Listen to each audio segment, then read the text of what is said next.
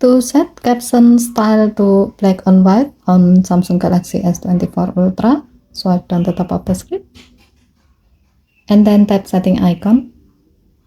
Scroll down the screen to find accessibility. Tap accessibility and then tap hearing enhancement. Tap caption preference. Next, tap caption size and style.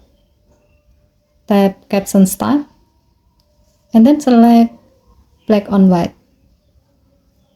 When you set the style for the caption, as you can see in this preview, the caption will use black font on a white background.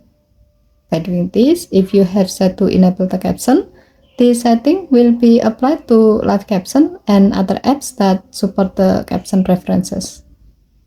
Okay, thank you for watching. Please help to like and subscribe. Have a nice day.